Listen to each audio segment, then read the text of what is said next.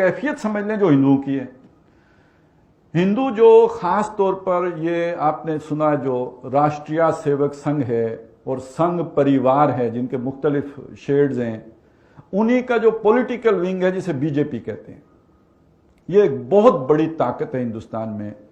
और ये ताकत, इसके जो डांडे हैं, ये उस ताकत के साथ मिलते हैं जो औरंगजेब आलमगीर के साथ बरसरे पैकार है, मरहटा ताकत।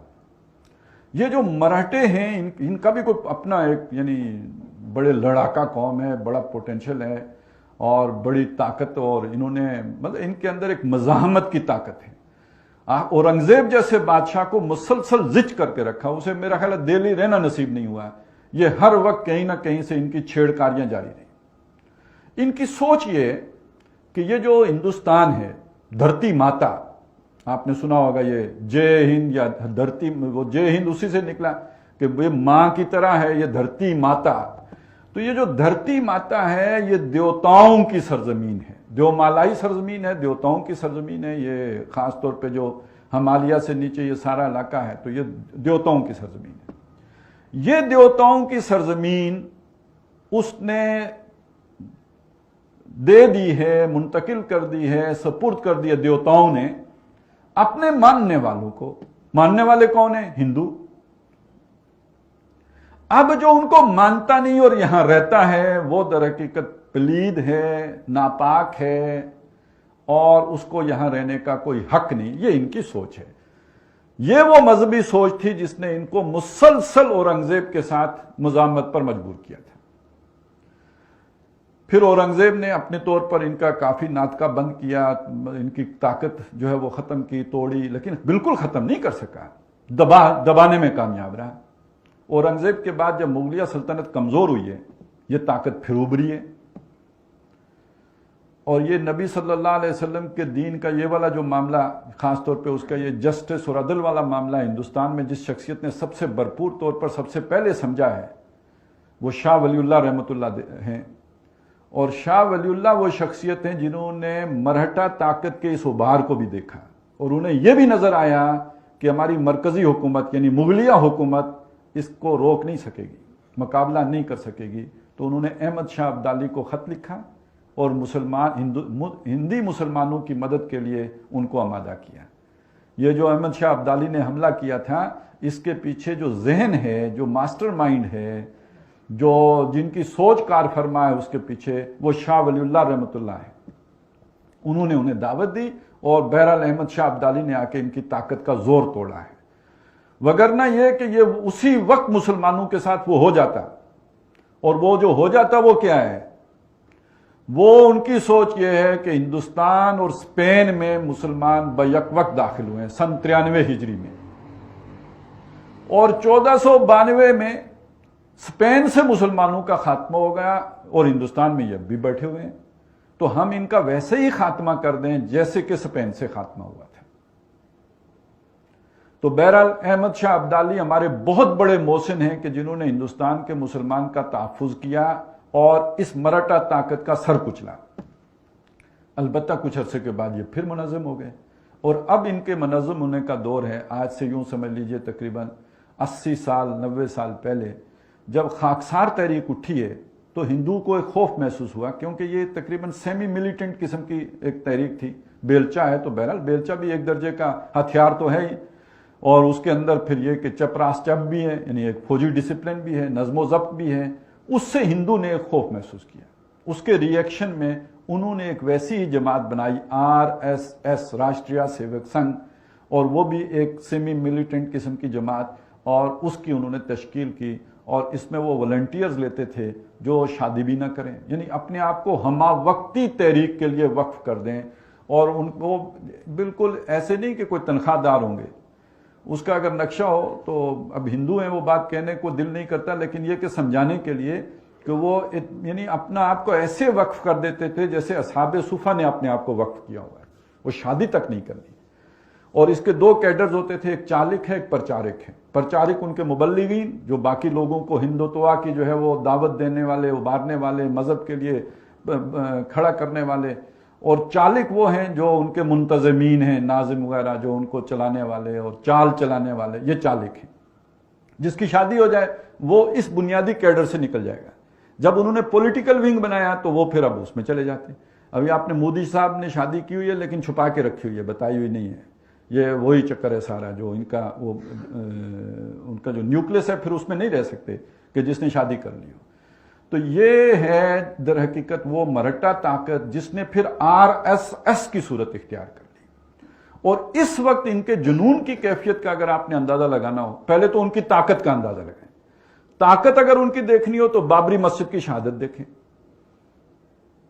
کانگریس کی حکومت ہے جو سیکولر ہے, اور اس حکومت میں وہ اپنے لاکھوں والنٹیئرز کو لے کے نکلتے ہیں.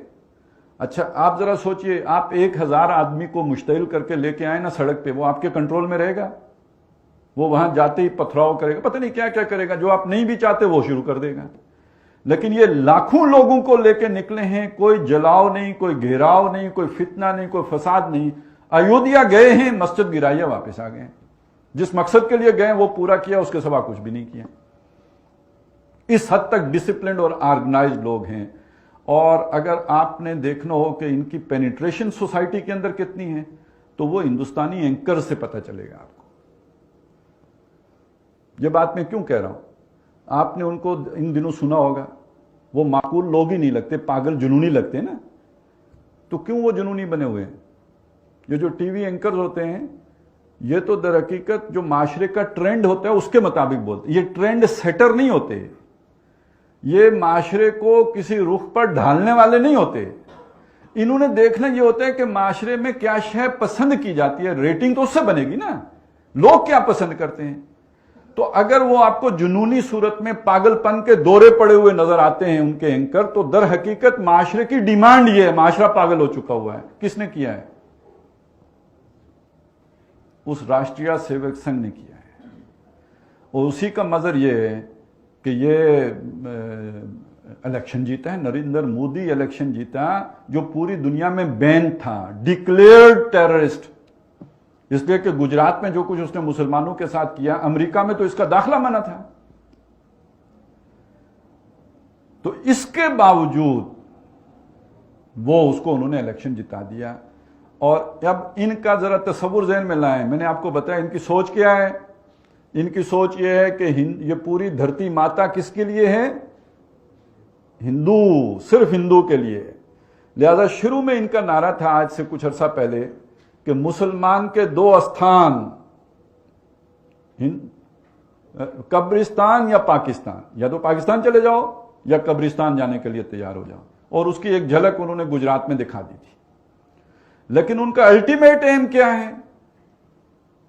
پاکستان کو بھی ختم کر کے جیسے اسپین سے مسلمانوں کا خاتمہ کیا گیا, پوری دھرتی ماتا کو اس ناپاک وجود سے پاک کر دیا جائے. یہ ان کا الٹیمیٹ گول ہے.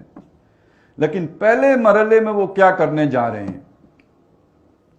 اس وقت آئین سازی میں, چونکہ ہندوستان کا آئین سیکولر آئین ہے, وہ عیسائیوں کو, مسلمانوں کو, سب کو ایکول رائٹس دیتا ہے, یعنی برابر کے شہری ہیں.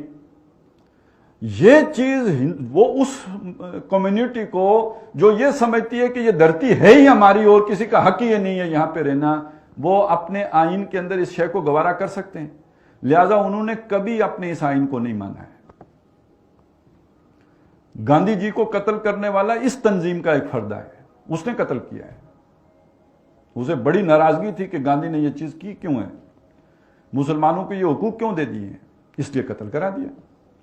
وہ اس آئین کو نہیں مانتے اور وہ چاہتے ہیں کہ آئین کے اندر تبدیلی کی جائے, اور اس تبدیلی کے راستے میں بس ایک رکاوٹ باقی ہے, 2/3 اکثریت. کیونکہ ایک تو انہیں چاہیے ہوتا ہے کہ جو بھی ان کی ریاستیں ہیں, شاید 29 ہیں یا 30 ہیں, ان میں سے آدھی ریاستیں اس ترمیم کے حق میں ہوں, وہاں اکثریت آپ کو حاصل ہو, تو 22 میں اکثریت حاصل ہے, وہ مسئلہ ہی نہیں.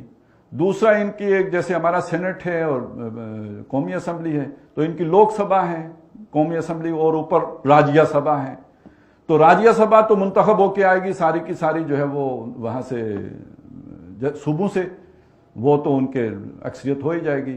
لوک سبھا میں انہیں 2/3 اکثریت چاہیے. یہ آخری رکاوٹ ہے. جس دن یہ رکاوٹ دور ہو گئی تو پتہ ہے انہوں نے پہلا قانون کیا بنانا ہے, اس ہندوستان کے شہری صرف اور صرف ہندو ہیں. जिसका मतलब क्या है, सारे नॉन हिंदू, क्या मुस्लिम, क्या क्रिश्चियन, क्या बुद्ध, जो भी हैं बाकी सारे, वो हिंदुस्तान के शहरी ही नहीं रहेंगे।